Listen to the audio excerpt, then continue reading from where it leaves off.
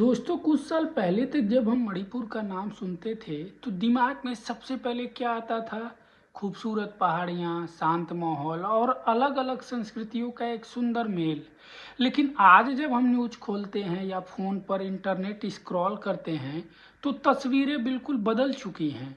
आज वहाँ से जो खबरें आती हैं वो शांति की खबरें नहीं होती हैं, बल्कि तनाव और टकराव की होती है।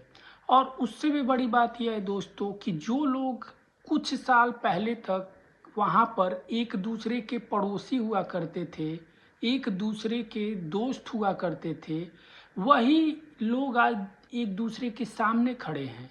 ऐसी स्थिति बन गई है दोस्तों। और यह बदलाव कोई अचानक नहीं हुआ है, इसके पीछे धीरे धीरे बढ़ती सियासत, गलतफहमियां और हालात का बिगड़ना शामिल है।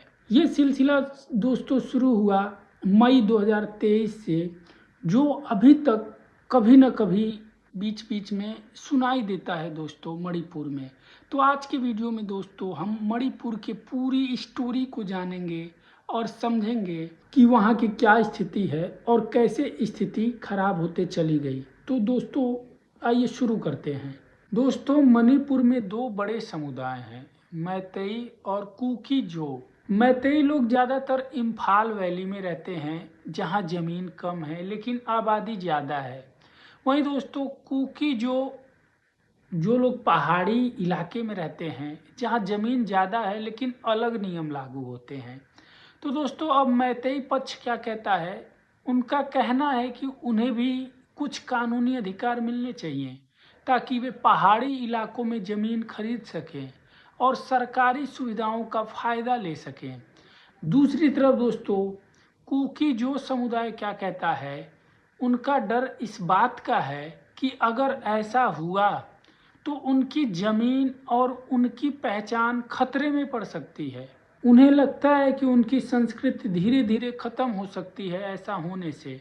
तो दोस्तों बस यहीं से यह समस्या शुरू होती है, जहां एक पक्ष अपने अधिकार की बात कर रहा है, वहीं दूसरी पक्ष अपने अस्तित्व को बचाने की बात कर रहा है। और जब दोनों तरफ डर और असुरक्षा बढ़ती है तो भरोसा कम होने लगता है, और जब भरोसा टूटता है तो छोटी छोटी बातें भी बड़ी बन जाती हैं। और सच यह है कि दोस्तों इस पूरे मामले को अगर ध्यान से देखा जाए तो राजनीति ने भी आग को शांत करने की बजाय कई बार और बढ़ाने का काम किया है, और फिर धीरे धीरे यह तनाव हिंसा का रूप ले लिया।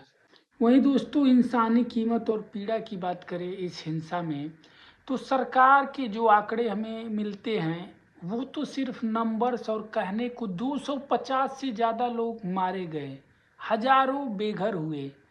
लेकिन दोस्तों इन नंबर्स के पीछे की तकलीफ वो लोग जानते हैं जिन्होंने अपना सब कुछ खो दिया।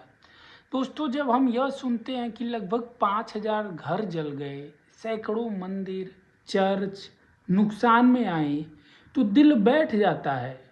सोचो दोस्तों उन बच्चों के बारे में जो स्कूल नहीं जा पा रहे हैं, या उन परिवारों के बारे में जो आज भी राहत शिविरों में सड़ रहे हैं। दोस्तों यह सब इसलिए क्योंकि केंद्र और राज्य की राजनीतिक मशीनरी ने उस समय यह फैसला लेने की बजाय सियासी गणित लगाया दोस्तों, जिसकी वजह से यह लड़ाई अब किसी एक पक्ष की जीत या हार की नहीं रह गई है।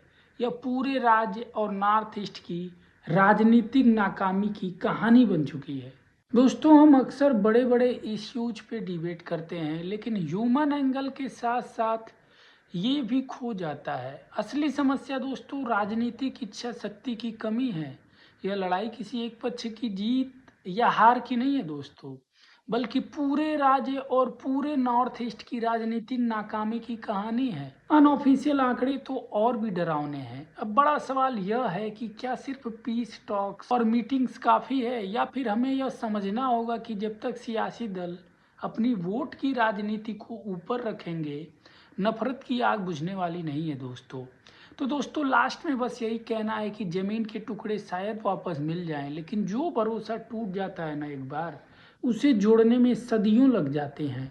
तो दोस्तों आपको क्या लगता है, क्या मणिपुर फिर से वैसा ही शांत और खूबसूरत बन पाएगा जैसा वो पहले था, या फिर हम सिर्फ एक ऑडियंस बनकर ये सब देखते रहेंगे? जबकि राजनीतिक सिस्टम को बदलने की ज़रूरत है? इस बारे में थोड़ा सोचिए दोस्तों। Thank you so much friends for watching this video. Stay tuned with my channel.